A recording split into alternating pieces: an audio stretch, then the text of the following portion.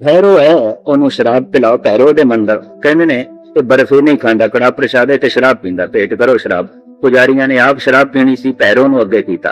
पुजारियां ने आप संडे खाने सन काली नू अगे कीता। हकीकत इतनी पुजारियां ने आप नाच वेखना सी तो कृष्ण दी रास नू अगे कीता। ते पुजारियां ने आप भ्रष्ट होना सी क्षमा करनी कृष्ण नू अगे कीता। ते इंज मंदिर भ्रष्ट हो गए सारे दे सारे। तो क्षमा करनी देवदासियां नाल अपवित्र होए हिंदुस्तान दे बेशतर मंदिर, नाच गाणियां दे अखाड़े बने हुए बेशतर मंदिर, पखंड ते तरह तरह दे डिंब दे बने हुए ये मंदिर। अकाली दे मंदिर सवेरे रोज संडा या बकरा कट के भेज करो ते खून नाल काली नू तिलक दिओ। मैं 3 दिन लगातार गया। पहली दफा जब कलकत्ते गया सी मंदिर देखना 3 दिन मैं रोज गया। सवेरे कथा ते लाया मैं अपने नाल दे साथी नू, भावें संगतां बड़ियां औखियां होईयां ते संगतां नू बाद विच पता चले इत्थे काली दे मंदिर नस जांदा सवेरे सवेरे। ते मैं अपने ढंग नाल चला जावां। शिकंजा उन्हां ने एक बनाया होया मूर्ति दे सामने ते शिकंजे च पुणे वाले दिन ते संडे नू व्यंजन संडा कढ़दे ने, रोज बकरा कटदा। ते उत्थे ओ खड़े होके जो मंत्र पढ़दे सन ते जो सारी पूजा प्रतिष्ठा करदे सन, मैं वो देखण 2-3 दिन लगातार गया। जैसे शिकंजे च पाके बकरे नू वड़दे ने, फिर ओ खून दे तिलक जिहड़े जिन्ने यात्रु आए हुंदे ने दर्शनार्थी उन्हां दे मत्थियां ते लांदे ने, अंदर मूर्तियां नू लांदे ने। फिर उस बकरे दा है मांस उसे मंदिर दे विच प्रसाद दे रूप विच तोल तोल के मुल दिता जांदा। प्रसाद है, प्रसाद मुल दिता जाएगा। ते मैनू 3 दिन लगातार देख के ना ते क्षमा करनी उन्हें सोच लिया किधरे ये बड़े श्रद्धालु ने, बड़े भगत ने, 3 दिन दे आ रहे हैं, काफी देर दे इत्थे बैठे रहंदे। ते मैनू कहने लगे सरदार जी आपका इस मंदिर के संबंध में क्या भाव है? मैंने कहा बहुत अच्छा बूचड़खाना है, बहुत अच्छा, बहुत अच्छा, ऐसा और कहीं नहीं, मैंने कहीं नहीं देखा। बहुत अच्छा पावन पवित्र ढंग से ये बूचड़खाना बनाया गया। इसको मंदिर कौन कहेगा? यहाँ ना भजन ना बंदगी, खून के तिलक लगाए जाते हैं और यही खून का प्रसाद बांटा जाता है। और क्या है? ये हकीकत है। भैरो है ओनू शराब पिलाओ भैरो दे मंदिर कहंदे ने ये बर्फी नहीं खांदा कड़ा प्रसाद ते शराब पींदा पेट करो शराब। पुजारियां ने आप शराब पीनी सी भैरो नू अगे कीता। पुजारियां ने आप संडे खाने सन काली नू अगे कीता। हकीकत इतनी पुजारियां ने आप नाच वेखना सी तो कृष्ण दी रास नू अगे कीता। ते पुजारियां ने आप भ्रष्ट होना सी क्षमा करनी कृष्ण नू अगे कीता। ते इंज मंदिर भ्रष्ट हो गए सारे दे सारे। निजाम भ्रष्ट होया और पुजारी तबके तो होया। उनते गुरु घर दे ग्रंथी सिंह कहंदे ने गुरु ग्रंथ साहब जी महाराज दी पूजा प्रतिष्ठा करने वाले नो, पर किसी वक्त एक दरबार साहब दे हरिमंदिर साहब दी जो पूजा करते सन उन्हां नूं ग्रंथी सिंह नहीं कहंदे सन, पुजारी कहंदे सन। कुछ समा ये रौरीती रही है, पुजारी है। गुरु तेग बहादुर साहब जी महाराज दर्शन करना है, गुरु तेग बहादुर साहब ते पुजारियां ने बूहे बंद कर दिते ते आखिया नहीं गुरु तुसी अंदर नहीं आ सकते। पुजारियों ने अपनी बड़ी महिमा बनाई हुई सी, बड़ी महिमा बड़ी प्रतिष्ठा, ते उन्हां नूं डर पै गया इस मंदिर दा मालिक आ गया ते साडी किहड़ी गल लैनी, मालिक नूं बाहर ही रखो, आप मालिक बने रहो, कड्डो मालिक नूं बाहर। इस पुजारी तबके दे उत्ते पुराना ये बहुत वड्डा इल्जाम है, गुरु तेग बहादुर साहब नूं अंदर नहीं दाखल होण दिता। तो जिहड़ा गुरुद्वारा तुसीं देखदे हो थड़ा साहब, सतगुरु नूं इत्थे बैठना पे, अंदर नहीं जा सकते। ते मैं जो प्राचीन इतिहास ग्रंथां विच पंक्तियां पढ़ियां, गुरु तेग बहादुर साहब जी की रचना ते ये बोल निकले, औखे ना होना। ए मसंद जो अमृत सरिये कृष्ण अगन के अंदर सड़िए, पंक्ति इंज है, उस तरीके नाल नहीं है जिहड़ी आम कहंदे ने अमृत सड़ी अंदर सड़ी, इस तरह की गल नहीं है। इस तरह की कोई गल गुरु तेग बहादुर साहब ने नहीं आखी। भगतां दी नगरी, साधुआं दी नगरी, ज्ञानियां दी नगरी, ये शब्द किन्ना नहीं वरते गुरु तेग बहादुर साहब ने। ए मसंद जो अमृत सरिए, ये जिहड़ा पुजारी तबका अमृतसर दा है, ਇਹ ਜਿਹੜਾ ਮਸੰਦ ਤਬਕਾ ਅੰਮ੍ਰਿਤਸਰ ਦਾ ਹੈ, ਇਹ ਮਸੰਦ ਜੋ ਅੰਮ੍ਰਿਤ ਸਰੀਏ ਤ੍ਰਿਸ਼ਨ ਅਗਨ ਕੇ ਅੰਤਰ ਸਰੀਏ, ਇਹ ਤੇ ਤ੍ਰਿਸ਼ਨਾ ਦੀ ਅੱਗ ਦੇ ਵਿੱਚ ਜਲਦੇ ਹੀ ਰਹਿਣਗੇ, ਜਲਦੇ ਹੀ ਰਹਿਣਗੇ। ਤ੍ਰਿਸ਼ਨਾ ਹੀ ਪ੍ਰਧਾਨ, ਮਾਇਆ ਹੀ ਪ੍ਰਧਾਨ ਇਹਨਾਂ ਲਈ, और कुछ नहीं। गुरु कौम देश धर्म कुछ भी नहीं है, ये मसंद जो अमृत सरिये कृष्ण अगन के अंतर सरिये, कहने ने एक बार भी दे गए माइया रब रजाइया, ये भी गुरु तेग बहादुर साहब की रचना तो निकले। तो मैं देखदा जिस ढंग की सेवा इत्थों दी बीबियां कर लैंदियां ने, ਇਹਦੇ ਸਪਸ਼ਟ ਰੂਪ ਦੇ ਵਿੱਚ ਗੁਰੂ ਤੇਗ ਬਹਾਦਰ ਸਾਹਿਬ ਜੀ ਮਹਾਰਾਜ ਦਾ ਮੈਨੂੰ ਵਰ ਦਿਖਾਈ ਦਿੰਦਾ ਹੈ।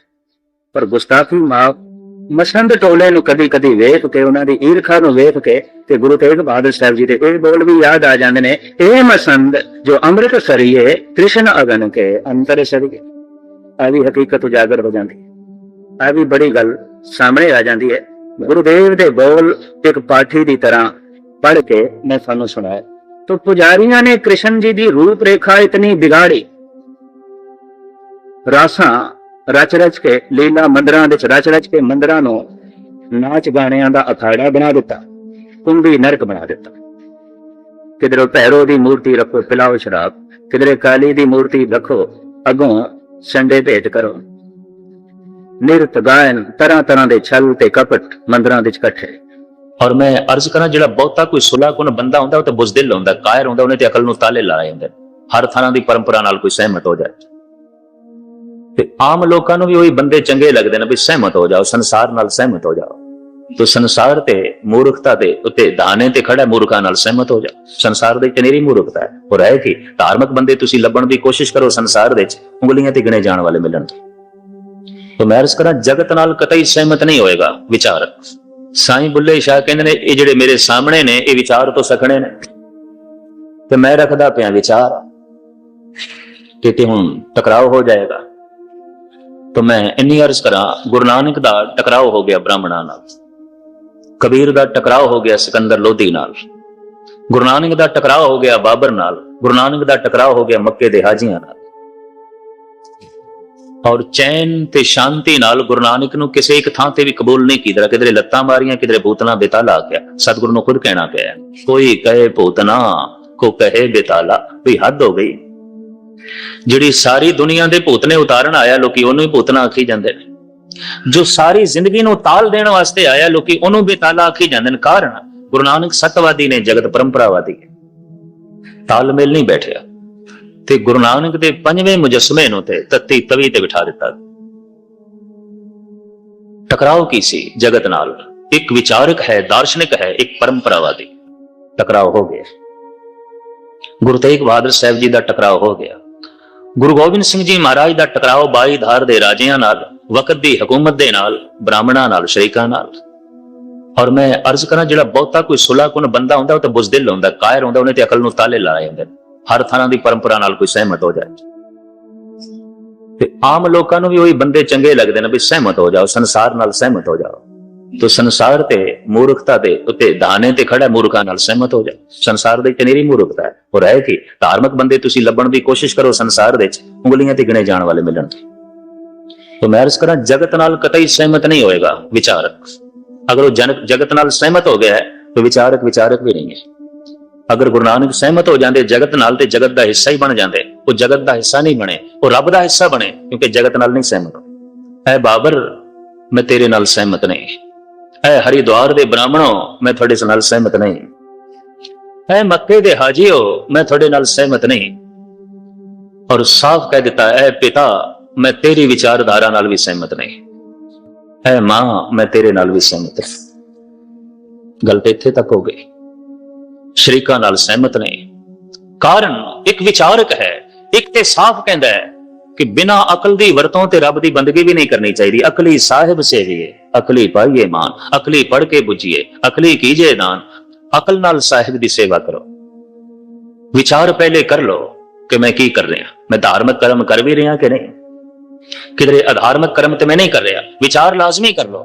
ते जिहड़ा इस तल ते जीण वाला बंदा है, मुश्किल है उसका संसार नाल कोई बहुत गहरा संबंध जुड़ सके। तो संसारियां ने की कहा, पगला ਤੇ ਮੈਂ ਅਕਸਰ ਅਰਜ਼ ਕਰਦਾ ਹੁੰਨਾ, ਦੋ ਤਰ੍ਹਾਂ ਦੇ ਜਿਹੜੇ ਬੰਦੇ ਨੇ ਨਾ, ਦੋ ਤਰ੍ਹਾਂ ਦੇ ਇਹ ਸੰਸਾਰ ਦਾ ਹਿੱਸਾ ਨਹੀਂ ਬਣਦੇ। ਇੱਕ ਭਗਤ ਤੇ ਇੱਕ ਪਾਗਲ। ਪਾਗਲ ਦੀ ਗੱਲ ਇਤਨੀ ਨੀਵੀਂ ਹੈ, ਪੈਰਾਂ ਦੇ ਥੱਲੋਂ ਲੰਘਦੀ ਹੈ, ਤੇ ਸੰਤ ਦੀ ਗੱਲ ਇਤਨੀ ਉੱਚੀ ਹੈ, ਸਿਰ ਦੇ ਉੱਪਰੋਂ ਲੰਘਦੀ ਹੈ।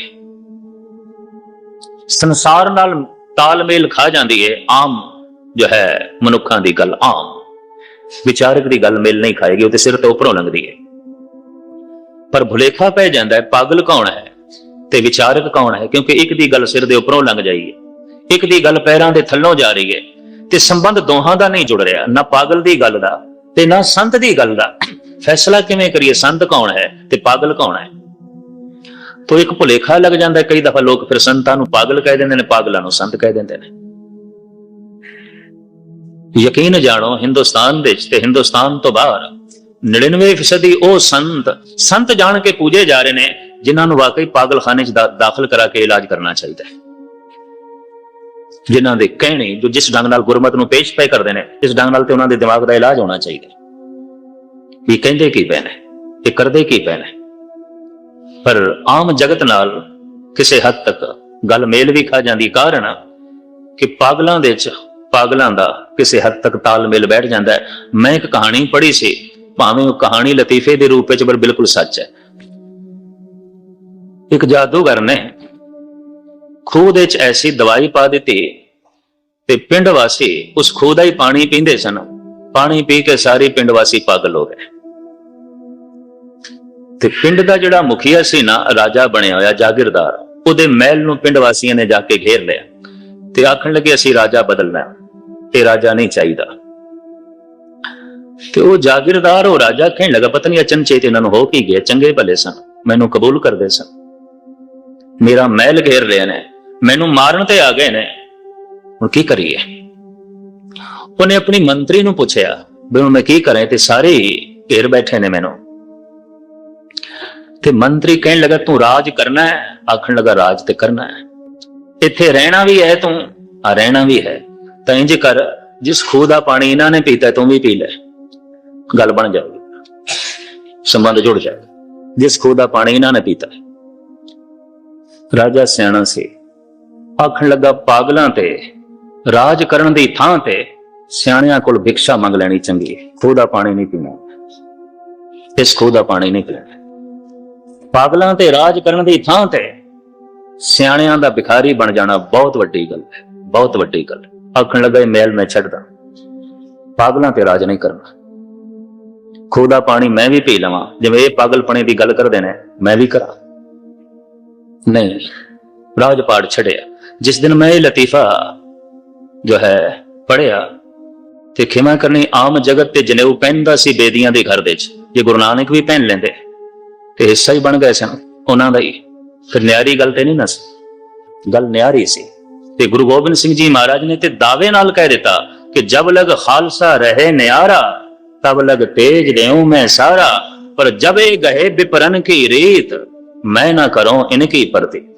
ਤੇ ਜੇ ਬ੍ਰਾਹਮਣਾਂ ਦੀ ਰੀਤੀ ਚਲੇ, ਵਿਚਾਰ ਨੂੰ ਤਾਲੇ ਲਾ ਕੇ, ਤੇ ਮੇਰਾ ਇਹਨਾਂ ਤੇ ਭਰੋਸਾ ਕੋਈ ਨਹੀਂ, ਮੈਂ ਇਹਨਾਂ ਤੇ ਯਕੀਨ ਨਹੀਂ ਕਰਾਂ।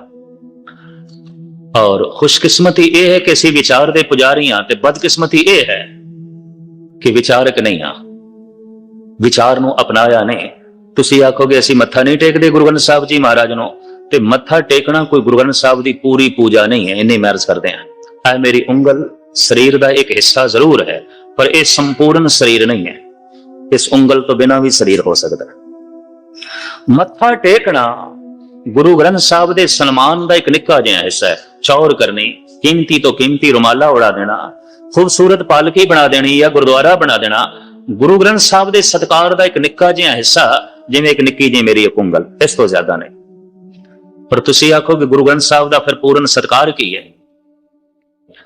ਗੁਰੂ ਗ੍ਰੰਥ ਸਾਹਿਬ ਦੇ ਹਰ ਬਚਨ ਨੂੰ ਖਿੜੇ ਮੱਥੇ ਤਸਲੀਮ ਕਰ ਲੈਣਾ, ਮੰਨ ਲੈਣਾ, ਕਬੂਲ ਕਰ ਲੈਣਾ ਤੇ ਸਮਝ ਲੈਣਾ, ਇਹ ਗੁਰੂ ਗ੍ਰੰਥ ਸਾਹਿਬ ਦੀ ਅਸਲੀ ਪੂਜਾ ਹੈ, ਇਹ ਹਕੀਕੀ ਪੂਜਾ। ਕੌਣ ਕਰਦਾ ਹੈ? ਮੱਥਾ ਟੇਕਿਆ, ਗੁਰੂ ਦੀ ਗੱਲ ਨਹੀਂ ਸਮਝੀ ਤੇ ਗੁਰੂ ਦੀ ਗੱਲ ਨਾਲ ਜੁੜੇ ਵੀ ਕੋਈ ਨਹੀਂ, ਵਿਚਾਰ ਦੇ ਪੁਜਾਰੀ ਤੇ ਬਣੇ ਨਾ।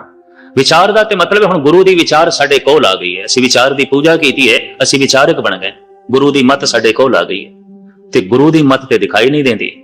ਗੁਰੂ ਤੇ ਇਹ ਕਹਿੰਦਾ ਹੈ ਕਿ ਹਰ ਨਾਮੇ ਕੇ ਹੋਵੋ ਜੋੜੀ, ਗੁਰਮੁਖ ਬੈਠੋ ਸਭਾ ਵਿੱਚ।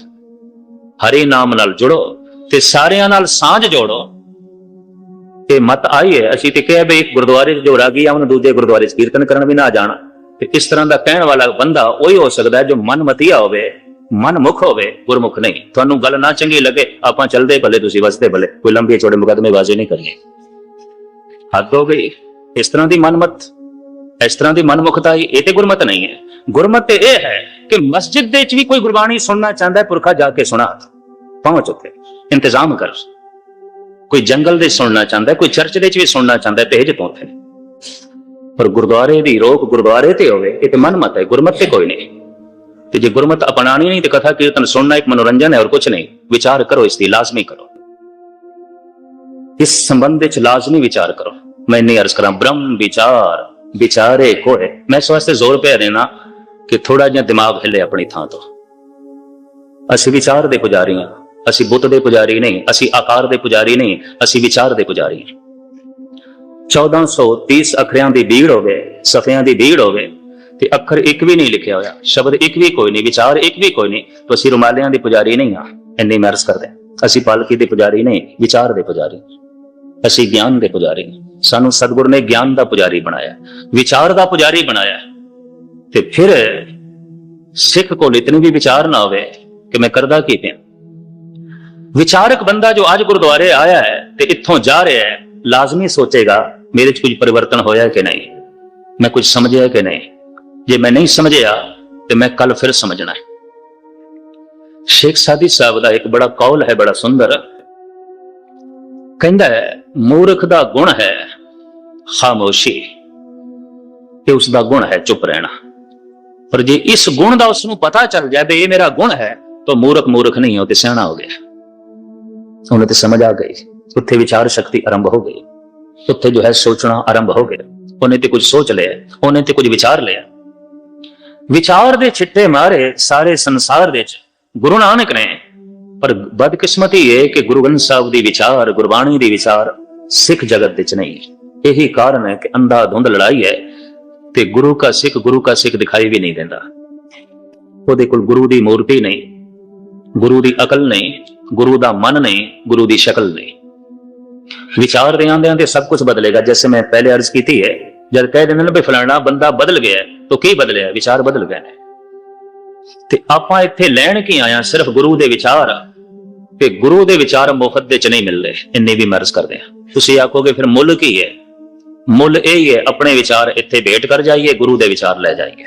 ਕੰਚਨ ਸਿਉ ਪਾਏ ਨਹੀਂ ਤੋਲ, ਮਨ ਦੇ ਰਾਮ ਲਿਆ ਹੈ ਮੋਲ। ਮੈਂ ਧਨ ਸੰਪਦਾ ਦੇ ਨਾਲ ਪ੍ਰਮਾਤਮਾ ਨੂੰ ਨਹੀਂ ਖਰੀਦਿਆ, ਮਨ ਨਾਲ ਖਰੀਦਿਆ, ਆਪਣੀਆਂ ਵਿਚਾਰਾਂ ਨਾਲ ਖਰੀਦਿਆ। ਆਪਣੇ ਵਿਚਾਰ ਦੇ ਦਿੱਤੇ, ਗੁਰੂ ਦੇ ਲੈ ਗਿਆ ਮੈਂ। ਰੱਬ ਦੇ ਵਿਚਾਰ ਮੈਂ ਲੈ ਲੈ। ਬ੍ਰਹਮ ਵਿਚਾਰ ਵਿਚਾਰੇ ਕੋਏ, ਨਾਨਕ ਤਾਂ ਕੀ ਪਰਮਗਤ ਹੋਏ। ਅੰਮ੍ਰਿਤ ਵੇਲਾ ਸਚ ਨਾਉ ਵਡਿਆਈ ਵਿਚਾਰ। ਤੋ ਜਿੱਥੇ ਵਿਚਾਰ ਸ਼ਕਤੀ ਦਾ ਆਰੰਭ ਹੋ ਜਾਏ ਉਹਨੂੰ ਕਹਿੰਦੇ ਨੇ ਮਨੁਸ਼, ਤੇ ਜਿੱਥੇ ਵਿਚਾਰ ਸ਼ਕਤੀ ਆਰੰਭ ਨਹੀਂ ਪਸ਼ੂ। ਤੇ ਜਿਹੜਾ ਵਿਚਾਰ ਸ਼ਕਤੀ ਤੋਂ ਅੱਗੇ ਚਲਾ ਗਿਆ ਉਹਨੂੰ ਕਹਿੰਦੇ ਨੇ ਬ੍ਰਹਮ ਗਿਆਨੀ, ਸੰਤ, ਪਰਮ ਪੁਰਖ, ਦੇਵਤਾ। ਹੁਣ ਉਹਨੂੰ ਮਨ ਦੇ ਤਲ ਦੇ ਉੱਤੇ ਰੁਕਣ ਦੀ ਲੋੜ ਨਹੀਂ, ਕਿਉਂਕਿ ਜਿਸ ਨੂੰ ਇਸਨੇ ਵਿਚਾਰਿਆ ਇਹ ਉੱਥੇ ਪਹੁੰਚ ਗਿਆ। ਜਿਵੇਂ ਬੇੜੀ ਤੇ ਬੈਠ ਕੇ ਕੋਈ ਪਾਰ ਹੋਇਆ, ਹੁਣ ਬੇੜੀ ਤੋਂ ਨੂੰ ਜੋ ਹੈ ਸਿਰ ਤੇ ਥੋੜੀ ਚੁੱਕਣਾ ਹੈ, ਬੇੜੀ ਨੂੰ ਉੱਥੇ ਹੀ ਛੱਡਣਾ ਹੈ। ਠੀਕ ਹੈ, ਬੇੜੀ ਨੇ ਪਾਰ ਕੀਤਾ ਹੈ, ਪਾਰ ਹੋ ਗਿਆ। ਤੇ ਹੁਣ ਕੋਈ ਮਮਤਾ ਦਾ ਮਾਰਾ ਇਹ ਆਖੇ ਬਈ ਇਸ ਬੇੜੀ ਨੇ ਚੂੰਕਿ ਮੈਨੂੰ ਪਾਰ ਕੀਤਾ ਹੈ, ਇਸ ਵਾਸਤੇ ਹੁਣ ਇਸ ਬੇੜੀ ਨੂੰ ਮੈਂ ਸਿਰ ਤੇ ਹੀ ਚੁੱਕਦਾ, ਕਿਉਂਕਿ ਇਹਦਾ ਧੰਨਵਾਦ ਹੈ ਬੜਾ। ਤੇ ਧੰਨਵਾਦ ਤੇ ਸਰਾਪ ਦੇ ਵਿੱਚ ਬਦਲ ਜਾਏਗਾ ਜੇ ਤੂੰ ਸਿਰ ਦੇ ਉੱਤੇ ਚੁੱਕੀ ਬੇੜੀ ਤੇ। ਠੀਕ ਹੈ, ਬੇੜੀ ਨੇ ਤੈਨੂੰ ਪਾਰ ਕੀਤਾ ਹੈ, ਧੰਨਵਾਦ। ਹੁਣ ਬੇੜੀ ਨੂੰ ਛੱਡ, ਇੱਕ ਪਾਸੇ ਹੋ। ਮਨ ਜਿਸ ਦਾ ਸੋਚਣ ਲੱਗ ਪੈਂਦਾ ਹੈ, ਵਿਚਾਰਨ ਲੱਗ ਪੈਂਦਾ ਹੈ, ਤੇ ਵਿਚਾਰ ਕਰਦਿਆਂ ਕਰਦਿਆਂ ਜਦ ਪਾਰਲਾ ਕੰਡਾ ਉਸ ਨੂੰ ਦਿਖਾਈ ਦਿੰਦਾ ਹੈ, तो कन्न विचार एक सीमा तक पहुंचते ने, अगे नहीं जाते। निकल जा अकल से आगे कि ये नूर चिरागे राह है, मंजिल नहीं है। जिसनों सतगुरु दी बाणी कहती है, सुध में ना सुध रही, मत में ना मत है। हुण सुध बुध करते हर लई मेरी, हुण सुध बुध नहीं रही। भाव जिस देश दे हुण मैं प्रवेश कर रहा, उत्थे तक पहुंच हुण अकल दी भी कोई नहीं। ਅਕਲ ਨੇ ਮੈਨੂੰ ਦਰਵਾਜ਼ੇ ਤੱਕ ਪਹੁੰਚਾ ਦਿੱਤਾ ਹੈ, ਅੱਗੇ ਜਾ ਹੀ ਨਹੀਂ ਸਕਦੀ। ਇਸ ਵਾਸਤੇ ਕਹਿ ਦਿੱਤਾ ਗਿਆ ਜਿਹੜਾ ਅਕਾਲ ਪੁਰਖ ਹੈ ਨਾ, ਉਹ ਮਨ ਬਾਣੀ ਬੁੱਧ ਤੋਂ ਪਰੇ ਹੈ, ਬੁੱਧ ਤੋਂ ਵੀ ਪਰੇ ਹੈ, ਸੋਚਣ ਸ਼ਕਤੀ ਤੋਂ ਵੀ ਪਰੇ ਹੈ। ਸੋਚ ਲਿਆ ਹੈ, ਤੈਨੂੰ ਜਾਣ ਲਿਆ ਹੈ, ਹੁਣ ਤੇਰੇ ਵਿੱਚ ਲੀਨ ਹੋਣ ਲੱਗੇ, ਹੁਣ ਤੇਰਾ ਹੀ ਰੂਪ ਹੋਣ ਲੱਗੇ। ਐ ਬੁੱਧ ਹੁਣ ਤੂੰ ਅੱਗੇ ਨਹੀਂ ਜਾ ਸਕਦੀ, ਆਪਾਂ ਅੱਗੇ ਜਾਂਦੇ ਹਾਂ। ਉਸ ਅਵਸਥਾ ਨੂੰ ਕਹਿੰਦੇ ਨੇ ਪਰਮ ਸਮਾਧੀ। ਬਈ ਇਹ ਬੰਦਾ ਸਮਾਧੀ ਤੱਕ ਪਹੁੰਚ ਗਿਆ, 8 ਪੈਰ ਸਮਾਧੀ ਵਿੱਚ ਹੈ, ਇਹ ਆਤਮਾ ਦੀ ਦੁਨੀਆ 'ਚ ਜੀ ਰਿਹਾ। ਹੁਣ ਇਹਦੇ ਅੰਦਰੋਂ ਖਸਮ ਬੋਲਦਾ, ਜੋ ਖਸਮ ਬੋਲਦਾ ਸੋ ਬੋਲਦਾ। ਜੈਸੇ ਮੈਂ ਆਵੇ ਖਸਮ ਕੀ ਬਾਣੀ, ਤੈਸੜਾ ਕਰੇ ਗਿਆਨ ਵੇ ਲਾ ਲੋ। ਹੂ ਬਹੁ ਇਹੀ ਗੱਲ ਗੁਰੂ ਗੋਬਿੰਦ ਸਿੰਘ ਜੀ ਮਹਾਰਾਜ ਨੇ ਲਿਖੀ ਹੈ, ਜੋ ਨਿਜ ਪ੍ਰਭ ਮੋ ਸੋ ਕਹਾ ਸੋ ਕਹਿਓ ਜਗ ਮਾਏ। ਜੋ ਪ੍ਰਮਾਤਮਾ ਨੇ ਆਖਿਆ ਮੈਂ ਕਹਿ ਰਿਹਾ, ਮੇਰੇ ਆਪਣੇ ਕੋਈ ਬੋਲ ਹੀ ਨਹੀਂ, ਮੈਂ ਕਹਿ ਹੀ ਨਹੀਂ ਰਿਹਾ, ਇਹ ਤੇ ਪ੍ਰਭੂ ਕਹਿ ਰਿਹਾ। ਜੋ ਨਿਜ ਪ੍ਰਭ ਮੋ ਸੋ ਕਹਾ ਸੋ ਕਹਿਓ ਜਗ ਮਾਏ। ਮੈਂ ਜਗਤ ਨੂੰ ਉਹੀ ਕੁਝ ਕਹਿ ਰਿਹਾ ਜੋ ਕੁਝ ਪ੍ਰਭੂ ਨੇ ਆਖਿਆ, ਜੋ ਕੁਝ ਅਕਾਲ ਪੁਰਖ ਨੇ ਆਖਿਆ। ਤੇ ਬਾਣੀ ਦਾ ਸਿਰਲੇਖ ਵੀ ਹੈ, ਅਕਾਲ ਪੁਰਖ ਵਾਚ ਅਸ ਕੀਟ ਪ੍ਰਤ। ਅਕਾਲ ਪੁਰਖ ਦੇ ਬਚਨ ਮੈਂ ਕੀਟ ਪ੍ਰਤੀ। ਇਹ ਬਚਨ ਅਕਾਲ ਪੁਰਖ ਦੇ ਮੇਰੇ ਨਹੀਂ, ਇਹ ਬਚਨ ਪ੍ਰਮਾਤਮਾ ਦੇ ਮੇਰੇ ਨਹੀਂ। ਤੋ ਜਦ ਕੋਈ ਆਤਮਾ ਦੇ ਤਲ ਤੇ ਪਹੁੰਚ ਜਾਂਦਾ ਹੈ, ਵਿਚਾਰ ਤੋਂ ਵੀ ਅੱਗੇ, ਫਿਰ ਪ੍ਰਮਾਤਮਾ ਹੀ ਬੋਲਦਾ ਹੈ, ਪ੍ਰਮਾਤਮਾ ਹੀ ਕਰਦਾ ਹੈ। ਇਸ ਤਰ੍ਹਾਂ ਦੇ ਪੁਰਸ਼ ਕਹਿੰਦੇ ਨੇ ਅਸੀਂ ਕੁਝ ਨਹੀਂ ਕਰ ਰਹੇ, ਉਹੀ ਕਰ ਰਹੇ, ਅਸੀਂ ਨਹੀਂ ਬੋਲ ਰਹੇ, ਉਹੀ ਬੋਲ ਰਹੇ। ਰਸਨਾ ਨਹੀਂ ਬੋਲ ਰਹੀ, ਪ੍ਰਮਾਤਮਾ ਹੀ ਬੋਲ ਰਿਹਾ। ਭਗਤ ਕਬੀਰ ਕਹਿੰਦੇ ਨੇ, ਉਹ ਪ੍ਰਮਾਤਮਾ ਮੇਰੀ ਰਸਨਾ ਤੇ ਬੈਠਾ ਹੈ, ਪ੍ਰਭ ਜੀ ਬਸੇ ਸਾਧ ਕੀ ਰਸਨਾ। ਜੈਸੇ ਸਤਿਗੁਰੂ ਕਹਿੰਦੇ ਨੇ, ਕਬੀਰ ਦਾ ਦਾਵਾ, ਕਬੀਰ ਮੇਰੀ ਸਿਮਰਨੀ ਰਸਨਾ ਉਪਰ ਰਾਮ। ਰਾਮ ਤੇ ਮੇਰੀ ਰਸਨਾ ਤੇ, ਨਾਮ ਮੇਰੀ ਰਸਨਾ ਤੇ ਬੈਠਾ ਹੈ। ਜੋ ਮੇਰੀ ਰਸਨਾ ਬੋਲ ਰਹੀ ਹੈ ਉਹ ਪ੍ਰਮਾਤਮਾ ਹੀ ਬੋਲ ਰਿਹਾ, ਮੈਂ ਨਹੀਂ ਬੋਲ ਰਿਹਾ। ਪ੍ਰਭ ਜੀ ਬਸੇ ਸਾਧ ਕੀ ਰਸਨਾ। ਹੁਣ ਰਸਨਾ ਦੇ ਤੇ ਪ੍ਰਮਾਤਮਾ ਕਿਵੇਂ ਪ੍ਰਗਟ ਹੋਵੇ?